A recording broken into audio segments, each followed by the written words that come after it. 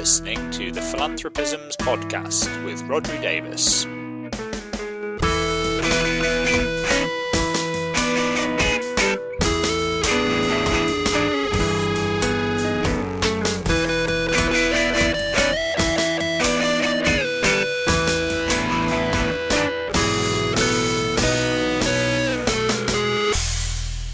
Hello, you're listening to the Philanthropisms podcast. This is the podcast where we try to put philanthropy in context. I'm your host, Rodri Davis, and first of all, I want to wish you all a happy new year.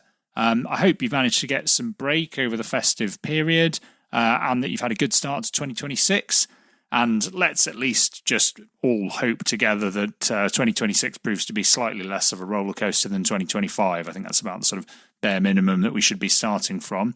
And after a short break over the festive period, we're back on the podcast. And this episode is the 12th in our partnership series with ERNOP, the European Research Network on Philanthropy, where I talk to philanthropy academics from around Europe about research that they've had featured in the ERNOP Research Note series, which are kind of practitioner-focused summaries of academic research.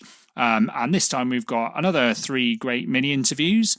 So first up, we have Peter Vandor from Vienna University of Economics and Business. And he's talking about a paper that he co-authored with Fabian Dober, Michaela Neumayr and Reinhard Millner. And the title of that is Evaluating Impact Potential in Early Stage Impact Investing, Investment Criteria and Cognitive Processes of Investors. So it's essentially about how impact investors actually make decisions about what to fund or what not to fund. So it's really interesting. And next up, we have Joe Bacon and Claire Routley, both of whom are affiliated to the University of Kent, Centre for Philanthropy there, which obviously I have worked at in the past. And that paper is titled, What Influence Do Death, Dying and Bereavement Have on Philanthropic Giving Within Hospice Care? So looking a bit at the psychology that donors exhibit around a particularly kind of emotionally fraught form of giving. And then last but not least, we have Michaela Neumayr, who is talking about a paper that she co-authored with Hanna Schneider, and that's titled How Nonprofits Make Sense of Corporate Volunteering, Explaining Different Forms of Non-Profit Business Collaboration. And I should say Michaela is also from the Vienna University of Economics and Business, like Peter Vandor. And her paper, as the title suggests, is all about how non-profits interpret and understand and go through sense-making processes about engagement with corporates around volunteering initiatives and what some of the sort of conceptual frames that they use for that are. So it's really interesting. So without further ado, let's go into the interviews. I will be back at the end for the usual bit of housekeeping.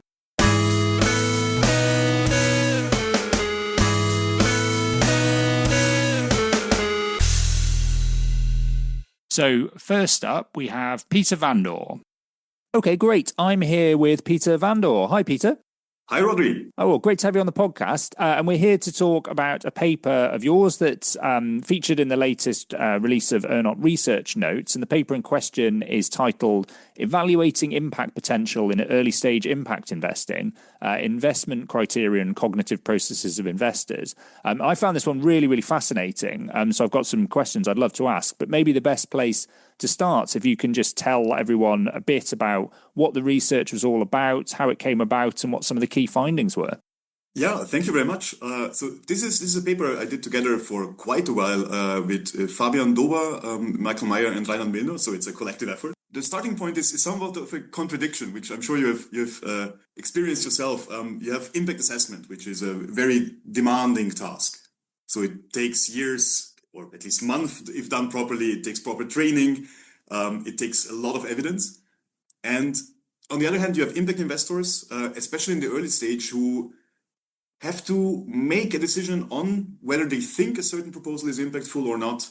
And they usually do so without evidence and without any time, really. So usually the first steps of the screening process, they are done within minutes. So that seems to be puzzling. What are they doing? So the starting point for this process was for this research was really to try to get an understanding of what are they doing. It's probably not impact assessment as we typically know it.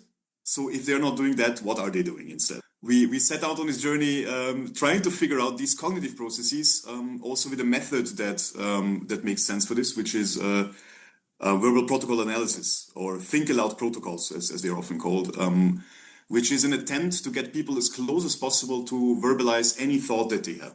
So you give them a task, and then they start thinking aloud, and so this works surprisingly well. So once you get started into the process, there is fairly little filtering on that. And we presented 20 impact investors from Germany and Austria with 3 cases, and asked them to make the first decision of a screening process where they would, in the end, either invite these founders for a session and or start due diligence.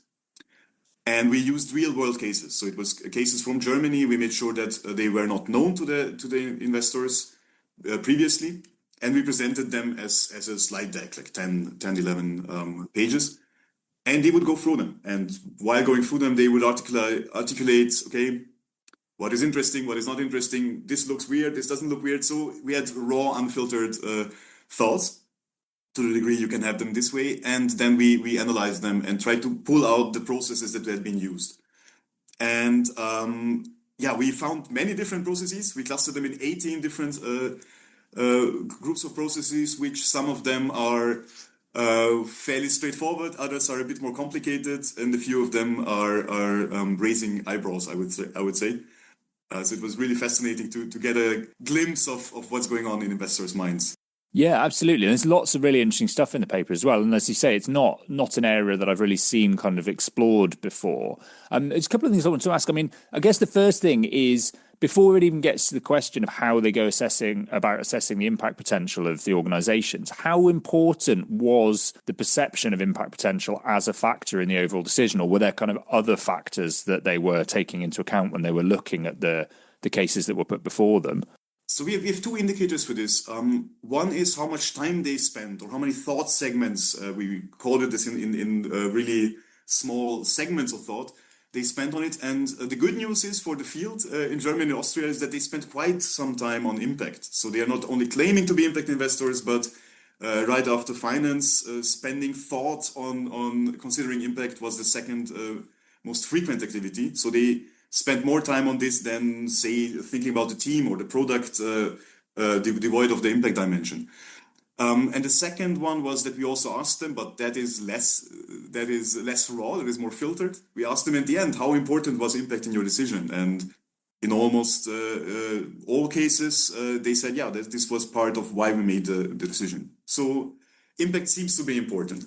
Yeah, but interesting, is you've got the sort of stated behaviour and then some degree of kind of actual behaviour as well. And you made the point before, you touched on it, that I thought was really interesting in the paper as well, that you compare the sort of what you're looking at in terms of the ex-ante processes of people assessing potential impact, and what we tend to look at, the sort of ex-post processes of impact measurement, and make the point that they're not actually that comparable, or there's not a huge amount of overlap. Did you find, just to sort of clarify that actually there's a real distinction between what is expected when it comes to measuring impact after the fact and what impact investors actually do when it comes to assessing things up front?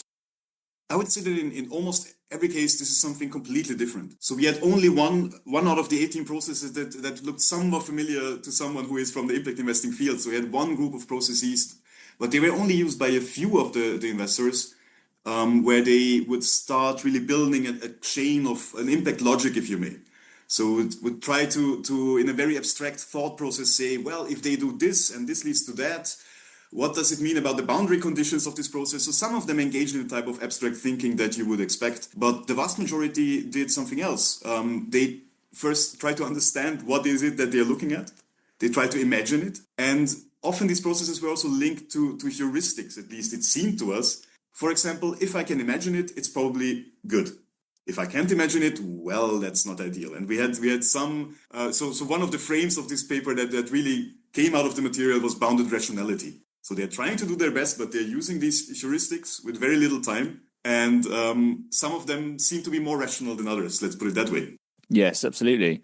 And in that heuristic bit, so essentially, I mean, for people listening to sort of pick up on that, there's an extent to which it's sort of gut feeling plays quite a key role in investment decisions, which I think is really interesting because you make the point in the paper that often the perception of impact investing, or the way it's presented, is as an entirely rational process, often in contrast to philanthropic giving and grant making, which is seen as more kind of based on gut feeling. And you're actually making the point that that distinction maybe isn't as clear as we think it is.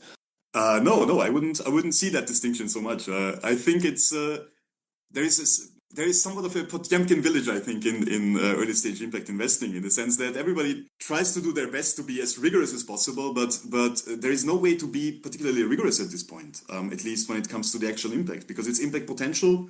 It's we are trying to assess the impact of ventures that haven't had yet the chance to implement what they're doing, based on very limited material. So they do what most humans would do in this situation. They try to make sense of it based on little information. So it's about imagining, it's about what comes to mind. One of the heuristics often used is simply matching with prior knowledge. Does this look familiar? And there, sometimes the familiarity was drawn between this case and cases they had invested before, which I would argue can make sense. But in some cases, these familiarities were also drawn with fairly arbitrary information. So in one case, we had an investor who was asked to assess a volunteering platform.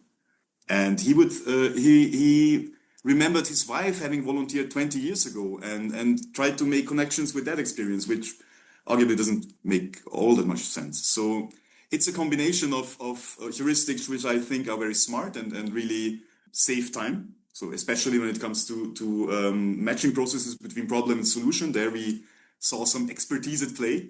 But some of the heuristics, I think they are fairly risky for the investors to use. Yes, absolutely. And you, at one point in the paper, you sort of group things together in terms of these 4 different cognitive styles. So the kind of imagining dominated, prior knowledge dominated, this fit assessment and impact modeling. Maybe you could sort of say a little bit more about how those different styles emerged. Yeah, we try to use the little data that we have. It's quite a lot of data for the type of process we use, but it's very little data to do groupings. So the caveat is that this is very exploratory, especially in the groupings. But we try to see whether there are any styles emerging. And there were four types emerging, which had some distinctive qualities. One more focusing on imagining the problem. So these investors spend a lot of time trying to imagine what it is that you're trying to solve in the first place. Another one more focusing on the solution. And maybe the most interesting one was one of the groups that actually tried to engage in this impromptu theories of change, as we call them. So they were the ones who use the data that they have been presented to try to build a theory of change in their minds. And they tended to be a little bit different investors, also in terms of their characteristics. It was more like, so they were more likely to be angel investors, not institutional ones. More likely to be those who have their own skin in the game, so who invest their own money, and who, based on these 2 characteristics, are probably more accustomed to have a process where they interact with the founders. So for them, it felt more natural to dive deep, and they were also more likely to then suggest later talking to these founders or mentioning what they would then discuss with them or how they would modify the solution. So it was really more hands-on investing. They seem to have a bit of a different cognitive style. Yeah, absolutely. And in terms of, I'm thinking about the sort of practical applications of some of your findings. Do you think that kind of segmentation of different investor types potentially could be useful for organizations seeking investment to understand, so that they can then tailor the approach that they take when they're looking to find investment? I think so. The problem is it's hard to read people's minds usually. So yes, you will have a tough time figuring out who has which thinking style. But one thing that I found particularly interesting was the preferences in terms of information presentation. So our sample had very diverse and very strong opinions on how a deck should look like. So everybody got the same decks. Some were complaining about the amount of information, say they would never invest in something that is looking like this. Others said, wow, this is amazing. The order of the slides suggests that they really care about impact. So they were deriving all sorts of information from the mere presentation of facts. So one thing I think you can learn from this is try to figure out in whatever way possible the visual style and structural style of the investors that you're pitching to.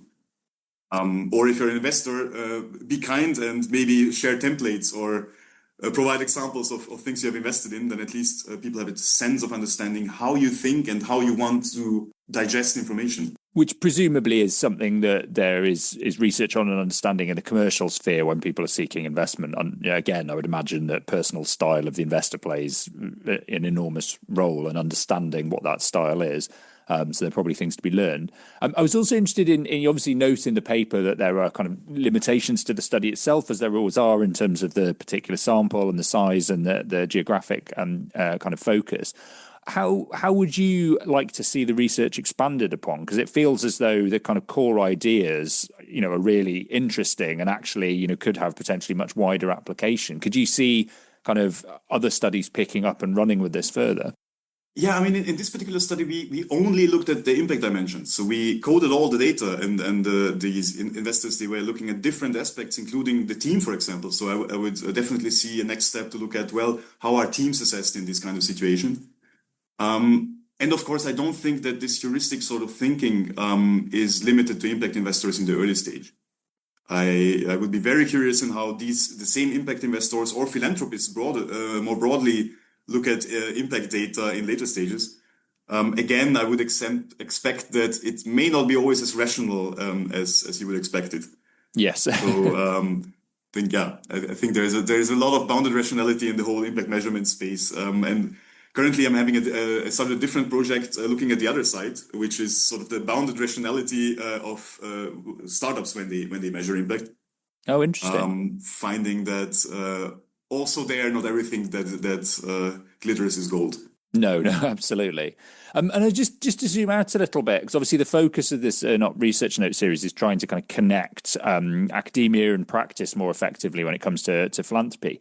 Your paper obviously draws on interaction with practitioners and actually, quite an intensive interaction in that they're kind of doing quite a lot of work. And I think it's quite impressive that you managed to get people to do that. What's your experience so far of the links between academia and practice? Do you find it easy to engage with practitioners for the purposes of your research? And conversely, when you've got findings to share, do you think they're a receptive audience? Well, I think we are in a pretty lucky position here at the Vienna University of Economics because we started a center for social enterprise and social innovation, where this is our mission. So we try to connect practice and research by doing capacity building programs in 14 countries. We try to do also a lot of applied research, such as social entrepreneurship monitors or philanthropy monitors. So we always try to engage with practice because, frankly, that's where some of the most inspiring observations come from and conversations come from. At the same time, we also try to bring their insights and the insights we gain together with practice into academic research by publishing papers such as this. So far, this Humboldtian university approach worked quite well for us. Great. And yeah, just finally as well, because I know, again, the research often that's been done, we're talking about, has happened a little bit in the past, given the timescales of academic publishing. You mentioned a little bit about some other areas that you're working on now. What other things are you working on that either kind of build on this paper, or are you looking at other areas around philanthropy and social investment? So right now, one aspect that we are working on, and it's a study that's still in preparation, so I think the findings might only be shared in a year or two, but we are looking at civil society and philanthropy across Central and Eastern Europe. So we really want to understand, in particular, what happened in the last 10 years. These have been very eventful 10 years in Central and Eastern Europe, from pandemics, political shifts, and also funding and foreign funding plays a role. And we did a similar exercise 10 years ago when we saw that the influx and outflux of foreign funders played a really big role in civil society. So, for example, in Kosovo, you have a very strong civil society if you look at the number of people employed in the sector, but this had at that point almost entirely been funded by foreign aid. And yeah, I mean, we all know what's happening, especially to US-based foreign aid these days. So I'm quite curious to see what happened, and also the overall resilience of the institutional environment in these countries to be less dependent on foreign aid. Yeah, so there's a lot I'm looking forward to learn from there, including the fact on how the notion of civil society is being negotiated. Because in many countries, tied together with their history of having foreign influence, there is this sort of skepticism towards the entire idea of civil society, as we are now also in many Western countries experiencing. So I'm very much looking forward to see how this is being negotiated and also what we can learn from Central and Eastern Europe in this regard. Yeah, that sounds absolutely fascinating. I'll really be interested to see that when it does come out. Just remains to say thanks ever so much, Peter, for finding some time to come on the podcast and tell us about your research. Really interesting paper. I'll put links in the show notes to places where people can find that and the research note. And yeah, be very interested to hear more about the research on Central Eastern Europe when that comes out. Thank you, Rodri. It's been a pleasure.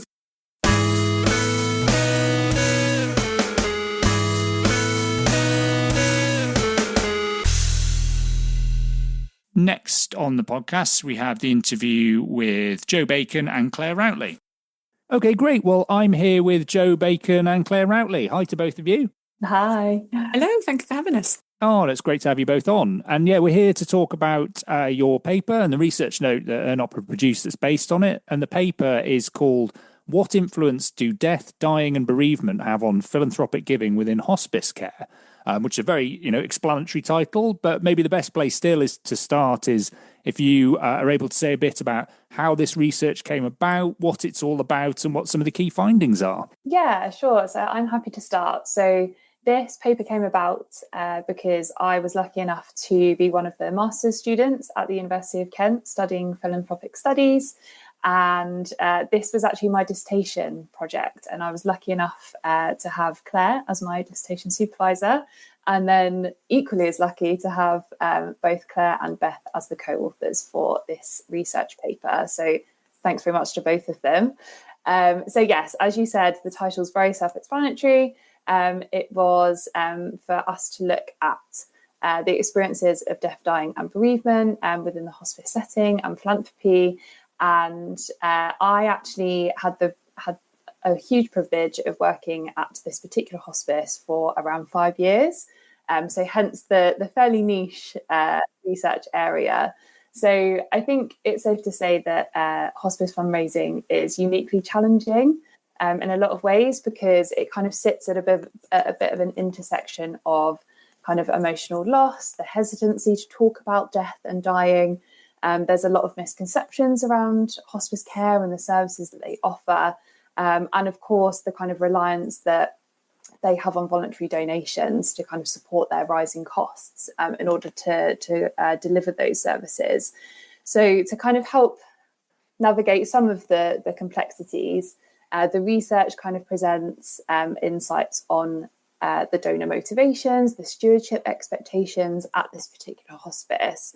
And I was lucky enough to interview 10 very kind donors who have experienced bereavement at the hospice and who opened up about their journeys. And I will hand over to Claire because she is the in-memory expert. So I will get her to talk a little bit about the kind of in-memory giving findings that we found. Yeah. Oh, well, thank you, Joe.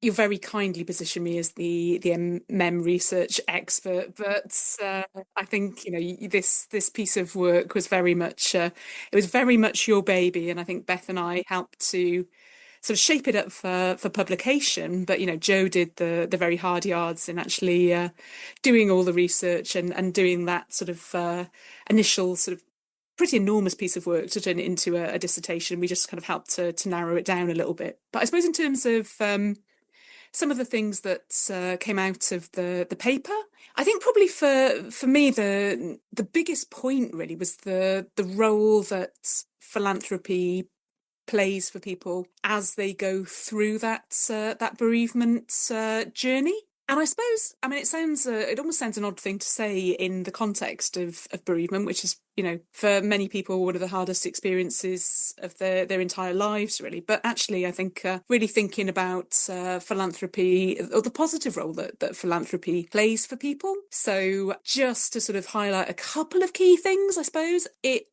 provided people with a way of giving back for the care that they'd received, which I think is a really sort of core human motivation, isn't it, really? We know that need to reciprocate.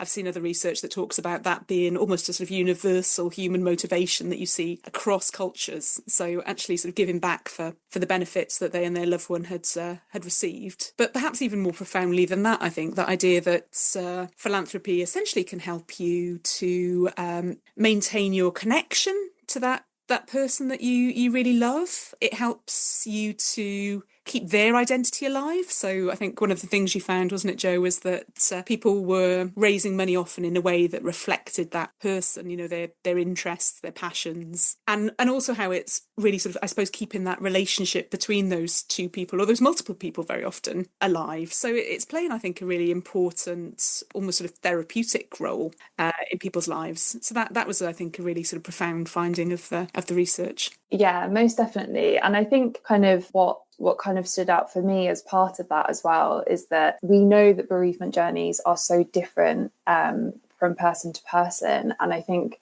what kind of came out of the interviews was that kind of motivation and the connection that you just talked about, Claire, is that in some cases that their kind of motivation to support the hospice in this case can sometimes diminish over time as they kind of adjust to life after their bereavement. There might be something else that happens in their life. And I think that's quite nuanced and something that I think is really quite key to kind of hospice fundraising. You know, it's not a linear journey and there's not a kind of one size fits all in this scenario, but I think it's definitely something in terms of kind of a practical recommendation that we pulled out of this was to kind of appreciate the sensitivity around those bereavement journeys and adapting appropriately to make sure that, you know, the donors are being looked after and they're within their both philanthropic journey, but also their bereavement journeys as well.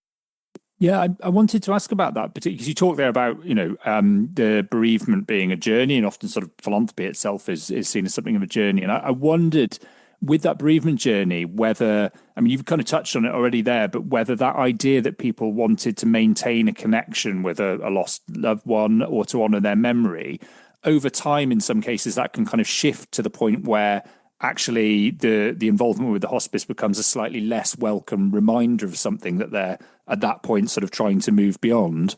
Yeah, exactly that, Rodri. And you know, some of the quotes that we pulled out from those interviews very much kind of aligned with that thinking, because, you know, there were some people that will remain loyal supporters of the hospice no matter what, and that's amazing. But there are some people that say, you know, I'm actually ready to take a step back now, and, you know, I might give a donation at Christmas just as a gesture, but actually, you know, that there were some donors that had got remarried, and there are, you know, like I said before, like there's, you know, moments in people's lives that, you know, that there's also the time element as well. So as time goes on, they feel kind of less connected to that hospice. And there was even a donor that said that they received the appeals from the hospice, and he said, you know, I don't need reminding of kind of that moment and that kind of challenge that person's going through, because I went through that myself, and I don't need that reminder.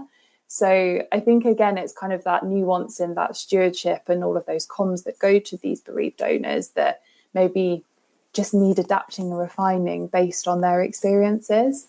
And one of the other things that you mentioned I thought was really interesting was, as well as the sort of the donors' own experience in terms of wanting to maintain that connection with the loved one or show some form of gratitude for the care that they've got, the human relationships that the donor forms with hospice staff as a result of the process they've been through seem to be really important as well. Yeah, absolutely. I mean, some of the stories that that I heard within those interviews were genuinely so beautiful, because they talk so highly of the hospice staff. And, you know, there were some people that, you know, their loved ones were in the inpatient unit at the hospice for several weeks. So you get to know all of the staff, and, you know, they talk so highly of the care, not for their loved one, but also for themselves and their families. It's such a holistic service. And I don't think people quite realise that until they're experiencing hospice care. There's so much kind of stuff that people don't realise happens until they're themselves. I think there's also this idea that, and you've already touched on it, Joe, haven't you, that once you've got those very deep personal human relationships, then being communicated to in a more sort of mass market way can perhaps then feel like there's a bit of a sort of disparity there in terms of the relationships. I think that's a really important takeaway as well, and it speaks into what you've already talked about, Joe, around sort of personalisation. And I'm just interested, Claire, because I know you do a lot of work around legacy fundraising, legacy giving as well. Obviously, there's kind of a crossover in the sense that we're talking about end of life and death in some ways, and that some of the challenges are the same. Are there kind of other things that you've noticed in terms of hospice fundraising from donors who, in this case, are sort of still alive, and the sort of fundraising that you're doing when talking to people about their own death and what they want to do afterwards? Yeah, so I think the two are intrinsically linked, really. So not specific to this paper, but we know from other research that people that give in memory gifts during their lives are about 3 times as likely to leave a legacy. Often people that have already got gifts in their wills, when they're describing their motivations, there is often a memory motivation there that, at least one of their gifts will very commonly be honouring somebody else. And then interestingly, in some research that I've done myself, it was fascinating in that when some of these sort of dedicated in memory fundraisers that I was talking to, if you really kind of boil down what was at the very core of their motivation there, it was often to create a legacy in the broadest sense of the word for the person that they'd lost. So for whatever reason, very, very often these people had sort of died before their time, and they hadn't been able to create a legacy in the sense of maybe having kids of their own, or sort of really been able to fulfill their own potential. And their loved ones were almost stepping into that and creating that lasting legacy, which again is a beautiful thing when you think about it. They were, rather than spending time on creating their own individual legacies, they were actually trying to do that for somebody else, which I think is a really beautiful thing to do for someone, actually. So it does feel that on lots of levels, these two forms of giving are really linked, I think. I just want to zoom out a little bit and ask, because obviously the focus of these ERNOP, the research notes, is to try and bridge the gap that there seems to be a little bit still between academia and practice in philanthropy. And often in these interviews, I'm kind of asking people who are firmly in the academic world about their perceptions of that. What's really interesting in this case is both of you very much have your feet in the practitioner camp and also sort of in the academic camp. What's your sense of, where there are still gaps, or how well that relationship works? Do you find it sort of easy to find academic insights that are relatable to your work? And kind of, do you find when you're doing academic work that it's easy to engage other practitioners in that work? Yeah, so I suppose on a personal level, being the nerd that I am, wherever my feet have been camped, I've tried to sort of pull in elements from the academic world. I guess there's a very sort of practical divide at the moment, though, in that so much academic work is still behind paywalls. I mean, it's getting better. We all know, I'm sure, that but there's a lot of really great thinking from academia that is just at the moment sort of inaccessible to practitioners. So that's a bit of an issue. And I think the other sort of big barrier that is sadly almost sort of increasingly developing at the moment is just time for practitioners. So again, we've probably all seen the headlines, especially in the UK. It might be different in wider Europe, but there's a lot of redundancies happening in the charity sector right now. Practitioners are being asked to do more with less. And so just having the time to go and dive into finding the research in the first place, and reading the research in the second place is really tricky for people. And I suppose this is the joy of something like this ERNOP series, is actually it's about making it a bit more accessible, because actually again, if you've not had the academic training, it can be quite difficult I'm a qualitative girl, and so some of the papers that I pick up that have got a lot of sort of statistical analysis in, I find it difficult to sort of fully engage with those. So I think some sort of efforts like these, I think, are really fantastic in making a lot of this much more accessible to people, really. Yeah, I feel the same way about papers that have got a lot of economics in them. I tend to just skim over it and assume it's broadly right. And that's about it. Joe, yeah, I'd be interested as well in your perspective. Obviously, somebody who's kind of been through an academic course, done a master's on philanthropic studies, and then is kind of working back in practice now. Do you sort of think, do you still look to academia as a source of insights, or do some of the challenges that Claire mentioned there prevent you from making full use of them? Yeah, so I completely agree with Claire. I think there's definitely some barriers that need to be broken down. But I think because from where I was kind of in that academia world, and I was working full time throughout that as well, so it was easier for me to kind of incorporate the two. And I've been very lucky in the sense that a lot of people that I've worked with, both in my immediate teams and wider within kind of philanthropy and major gifts, is that they have that willingness to learn. And obviously, we have philanthropy and fundraising trainers out there who are brilliant. But, there are some people that have asked me, because they know that I've done that master's degree and done this research, that, what else is out there that I can get my teeth stuck into, and what else can I learn about? So I've been very lucky that I've had those people kind of wanting to learn more of the kind of academic side of things. And, I lead a brilliant team, and I do, when we're talking about things that we could try or do, I do try and weave in some of this stuff as well. And I think it's important to say that, even though this particular research paper is kind of hospice specific in a way, there's a lot of there's a lot that we can pull out from that in terms of bereavement journeys in general as well. So I work for a Parkinson's charity now, and a lot of the donors that we work with are bereaved. And I feel like it's been a real kind of education piece for our teams in particular, to kind of bring some of this research in. So it's, even though it says that it's for hospices, I think it can be applied to a much kind of wider cause area as well. Yeah, for sure. And I think it's really interesting to hear that from your perspective. I think, as you say, there are challenges, but where it can be made to work and those findings from academia can be made relatable and kind of relevant to the work of practitioners, there's an enormous amount of value to be got out of them. Just remains to say thanks ever so much to both of you for finding time to come on the podcast. It's really great to hear about the research, and wish you all the best in the future. Great. Thanks so much, Rodri.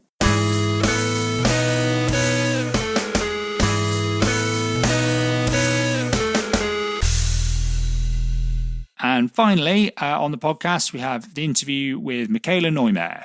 Okay, great. Well, I'm here with Michaela Neumayr. Hi, Michaela. Hi, happy to be here. Yeah, well, great to have you on the podcast. And we're here to talk about a paper that has been featured in the latest release of ERNOP research notes, or research note based on it at least. And the paper in question is titled How Nonprofits Make Sense of Corporate Volunteering, explaining different forms of nonprofit business collaboration. So maybe the best place to start is if you could tell us all a bit about what the research is about and what some of the key findings in this paper were. What the research is about.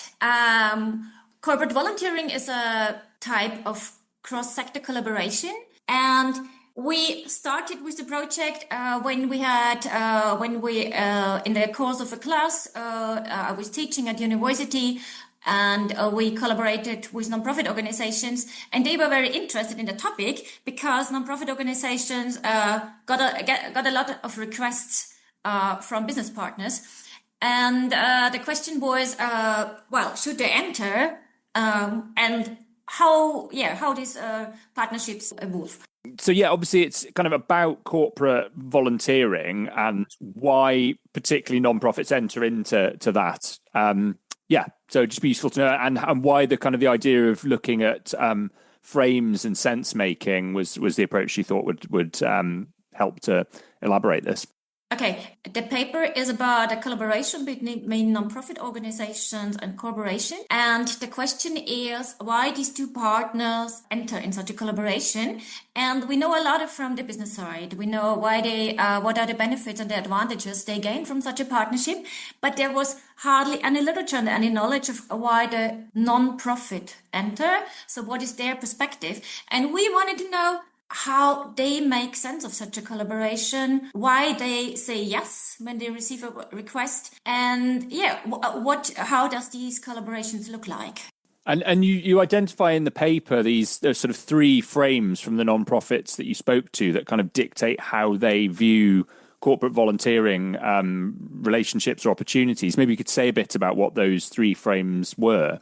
Well, we identified that depending on the cognitive frame, that depending on the interpretation of the partnership the nonprofit organizations have, this determines how their partnership then really looks like. And the three frames we identified is the first is a market-based frame, meaning that organizations that see this collaboration as a service to the business partner act in a very different way. So they have clear boundaries, they act in a very professionalized form, and they see it as a service. So they say, this is a project, your volunteers can come, for instance, on 5th of March in the afternoon, this is the task, and this is what we can offer.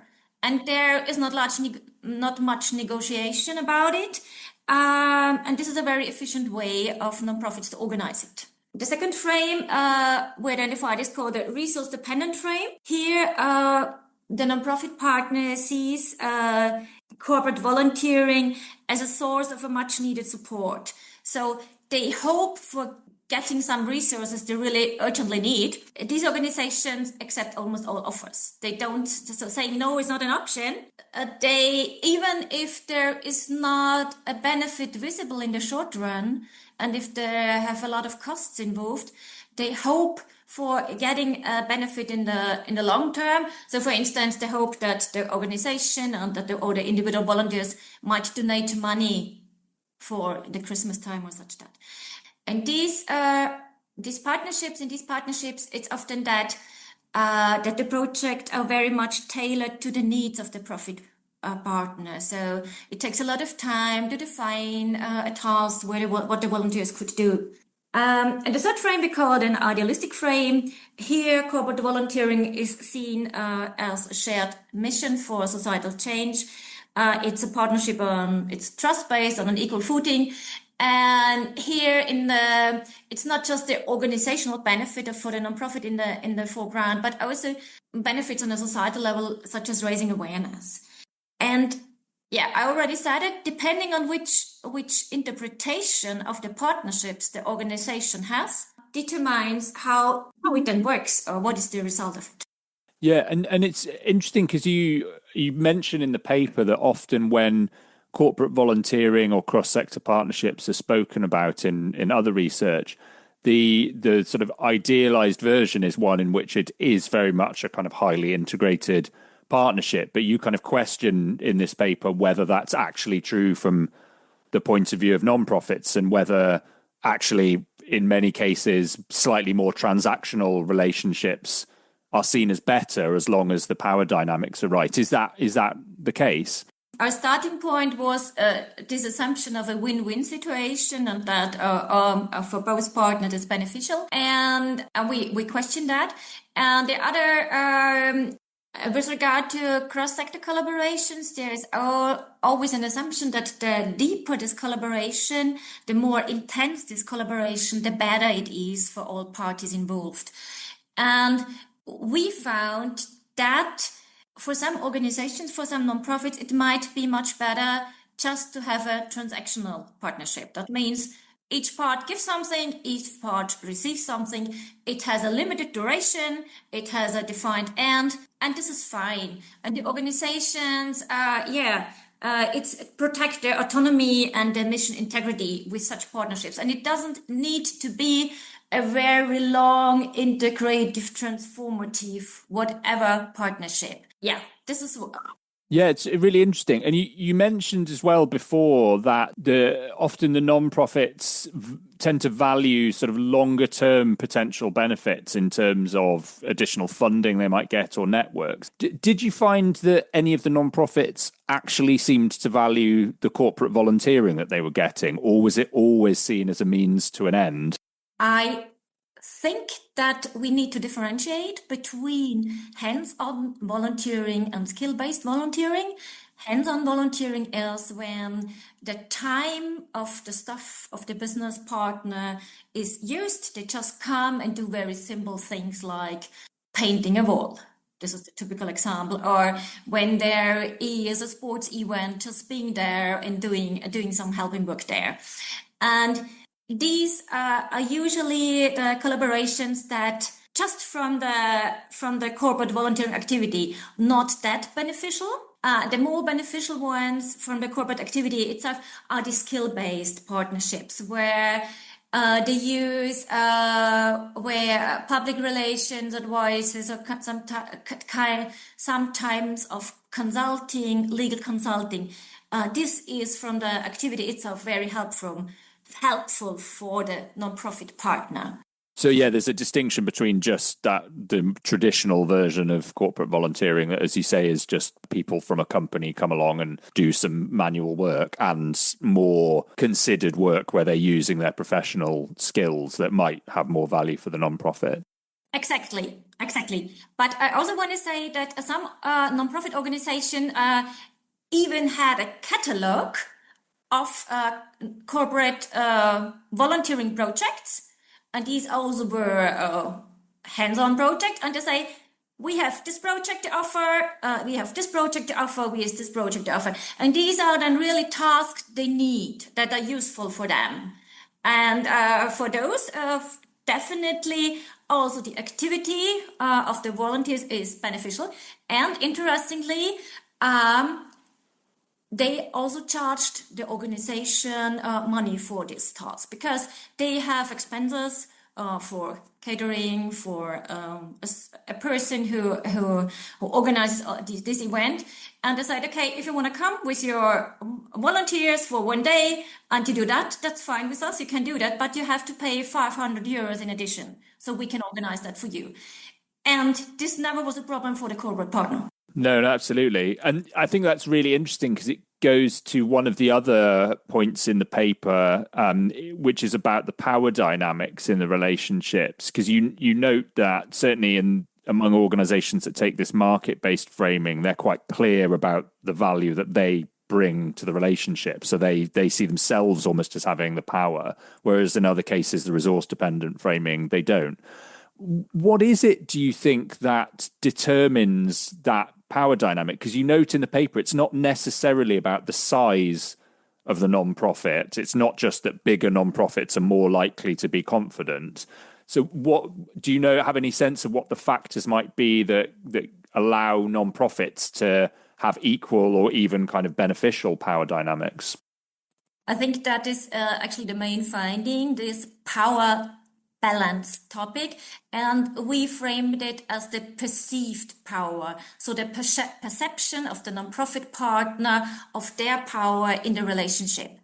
And it was not just the huge organizations we did interviews with that said, okay, we have the power to determine the rules of the game. And we have the power to say what we do and what we don't do. It were also some very small organizations that acted in that way. And they also called it, we act in a way as if we were a paying partner. And it has a lot to do with their with the awareness that they know they have something valuable to give. And the business partner receives a lot. They receive the reputation. They receive a team building event in many cases. And just being aware that they have something valuable to give and to act in this way, then shapes the way the partnership finally looks like. So the main issue is this. The crucial point is the self-awareness that they are not a passive partner who is thankful of getting anything, but to also act in a strategical way. Yeah, absolutely. I just want to move outward a bit because obviously this ERNOP series, the one of the purposes is to try and build better links between academia and practice around philanthropy. Based on your experience in this paper and other research, do you think those links are good currently? Do you find it easy to work with non-profit partners in your research? And also when you're sharing findings, do you find that non-profit practitioners are receptive to them?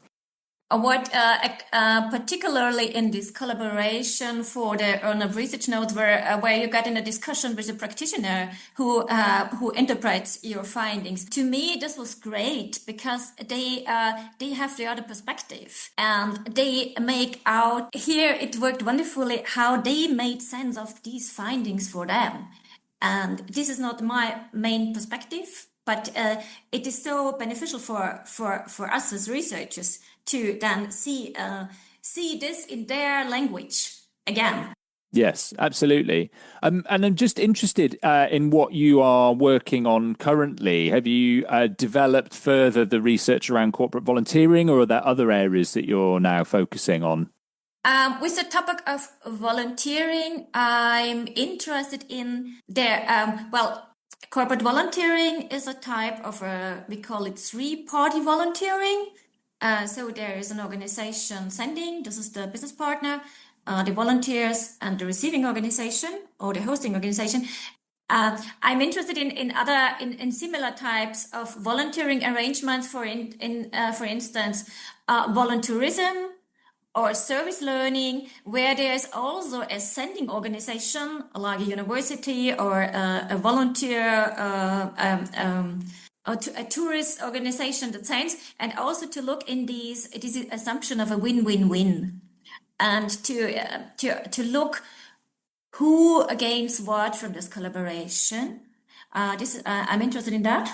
Yeah, I think that would be fascinating, and particularly in the case you mentioned volunteerism, to do a similar analysis about the perceptions of the non-profits themselves and why they engage in those relationships would be really, really interesting. So I'd be very interested to when that research is done. Just remains to say thank you ever so much, Michaela, for coming on the podcast. Really interesting to hear about this research. And as I say, I'll definitely keep an eye out for sort of future iterations, and all the best with the rest of your research. Thank you for the invitation.